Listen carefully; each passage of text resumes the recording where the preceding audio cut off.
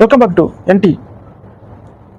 2021 to 2025 வரைய பிரபல அரசியல் பிரபலமாக பார்க்கப்படக்கூடிய மதிப்பிற்குரிய இன்டர்நேஷனல் ஸ்கேமர் மற்றும் பல அடையாளங்களை கொண்ட எம்கே ஸ்டாலின் அவர்களுடைய சாதனைகளை பற்றி தான் நம்ம இன்னைக்கு பார்க்க போகிறோம். இவரோட அமைச்சரவையில் இருக்கக்கூடிய எம்எல்ஏ எம்பி இவங்கெல்லாம் வந்து எவ்வளோ பெரிய செலிபிரிட்டி அப்படின்னு பார்த்தோம்னாக்கா, ஒரு 25-30 வருஷத்துக்கு முன்னாடி சர்க்காரியா கமிஷனுக்கு கலைஞருக்கு வந்து ஒரு விசாரணை கொடுக்கும்போது ஒரு ஆச்சரியமான தகவல் வந்து கருணாநிதி கொடுத்துருப்பாரு. அப்படி என்னன்னு பார்த்தோம்னாக்கா, மக்களுக்காக டெண்டரில் ஒதுக்கப்பட்ட சக்கரை மூட்டையெல்லாம் வந்து எங்கே போச்சு அப்படின்னு அங்கே கேட்கும்போது, சக்கரை வாங்கி குடோனில் வச்சிருந்த சக்கரை எல்லாத்தையுமே வந்து எறும்பு தின்றுச்சு. சரி, அந்த எறும்பு தான் சக்கரை தின்னது போது சாக்கு எங்கே போச்சு அப்படின்னு கேட்கும்போது அவர் ஒரு வினோதமான பதில் கொடுக்குறாரு. அந்த சாக்கை வந்து செல் அரிச்சு போச்சு அப்படிங்கிறாரு. விசாரணை கமிஷன் நாட்டிலேருந்து வந்தவங்க எல்லாருமே தகைச்சு போய் நிற்கிறாங்க.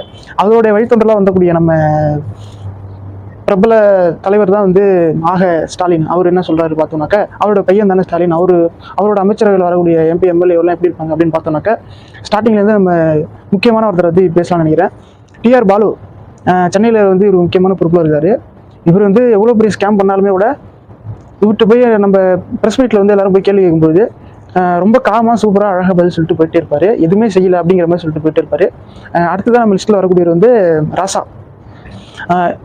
டிஎம்கே பொறுத்தவரையில் இன்டர்நேஷ்னல் க்ரைமாக இருந்தாலும் சரி, லோக்கல் க்ரைமாக இருந்தாலும் சரி, இவர் வந்து ஒரு லாயர் அப்படிங்கிறதால பெருசாக யாருமே வந்து கேள்விகளெல்லாம் முடக்க முடியாது. ஆனால் ரைடை விட்டு மாட்டினாக்கா இவர் வந்து கண்டிப்பாக ஒரு கட்டத்தில் எல்லாருமே சிக்கிடுவாங்க. அதே போல் தான் இவர் நல்லா பேசுவார். ஆனால் சரியான முறையில் கேள்வி கேட்டு ரைடு விடும்போது கரெக்டாக மாட்டிப்பார். அடுத்து நம்ம பார்க்கக்கூடியவர் தான் வந்து இவர் ரொம்ப பிரபலமானவர், மின்சாரத்துறை அமைச்சர் பாலாஜி. இவருக்கு வந்து ஏன் உங்களுடைய ஆட்சியில் வந்து இப்படியெல்லாம் கரண்ட் வந்து கட்டாது அப்படின்னு கேட்கும்போது அவர் ஒரு வினோதமான பதிலை சொல்லுவார். நாட்டில் வந்து அணிலெலாம் ரொம்ப அதிகமாக இருக்குது, அதனால தான் வந்து அணில் அதிகமாக இருக்குது கரண்ட் கட்டாது அப்படின்பாரு. ஏன் அணில் அதிகமாக இருக்குது கரண்ட் கட்டாது அப்படின்னு கேள்வி கேட்டால் அவர் ஒரு பதில் சொல்லுவார். பதிலுக்கு நம்ம கேள்வியும் யோசிச்சுட்டு இருப்போம், திரும்ப ஒரு பதில் சொல்லுவார். என்ன காரணம் அப்படின்னாக்கா, அவர் சொல்கிற பதிலாம் வந்து ரொம்ப வினோதமாக இருக்கும், அது நம்மளால் ஏற்றுக்கவே முடியாது. எக்ஸாம்பிள் சொல்லணுன்னாக்கா, அந்த அணில் மட்டத்தில் வந்து கரண்ட் கம்பியில் வந்து அணில் குதிச்சு போச்சு, அதனால தான் வந்து யாருக்குமே வந்து கரண்ட் சரியாக சப்ளை ஆகலை அப்படின்னு சொல்லுவார். அடுத்த செலிபிரிட்டி யார் அப்படின்னு பார்த்தோம்னாக்கா, பொன்முடி. இவர் வந்து இப்போ ஒரு கிராம சபை கூட்டத்துக்கு போகிறாரு. அப்படி போகும்போது தான் மக்களோட குறைகளை எல்லாரும் கேட்பாங்க. ஆனால் இவர் வந்து என்ன பண்ணார் அப்படின்னாக்கா, இவங்க எப்பவுமே செட் பண்ணி வச்சிருப்பாங்க ஒரு 4 பேர். அந்த 4 பேர் மட்டும் தான் எப்பவுமே வந்து பேசுவாங்க. அது மாதிரி அதை இவங்க ஸ்கிரிப்டில் இல்லாத ஒருத்தவங்க பேசுகிறாங்க. அப்படி பேசும்போது தான் உங்களுக்கு, அதாவது மகளிர் பேருந்துகள்லாம் விட்டுருந்தாங்க, அது வந்து அவங்க ஒருத்தவங்க வந்து கேள்வி கேட்பாங்க. அவங்கள வந்து ரொம்ப மரியாதை குறைவாக தரைக்குறவாக பேசுவார். என்ன பேசினார் அப்படின்னு பார்த்தோம்னாக்கா, ஓசி பஸ்ஸில் போறீங்க அப்படின்னு சொல்லிட்டு வந்து ஒரு மாதிரி பேசி இவர் வந்து ரொம்ப ட்ரெண்டானார். இவர் ட்ரெண்டான சமயத்துலலாம் வந்து மதிப்பிற்குரிய ஸ்டாலின் அவர் வந்து பெருசாக ரியாக்ட்லாம் பண்ணல, கண்டனம் கூட தெரிவிக்கவே இல்லை, அந்த மாதிரி வந்து சொல்லிப்பாரு.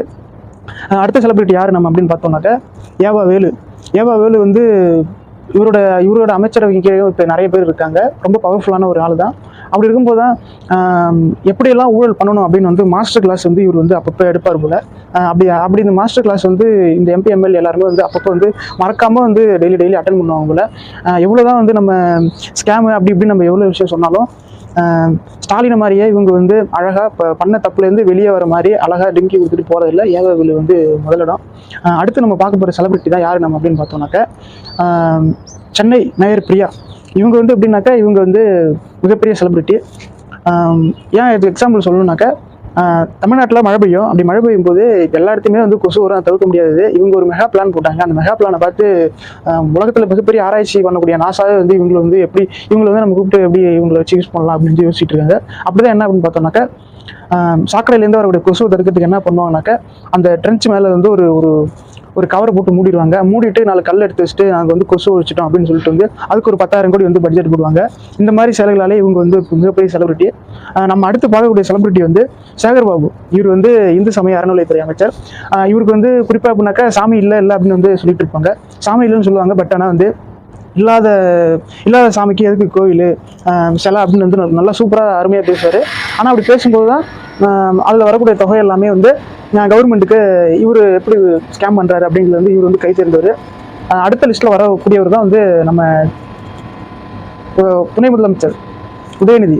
இவர் எப்படியாப்பட்டவர் அப்படின்னு பார்த்தோம்னாக்கா, இவர் ஒரு காலகட்டத்தில் ஓடாத படத்தில் ஹீரோவை நடிச்சிட்டு இருந்தார்.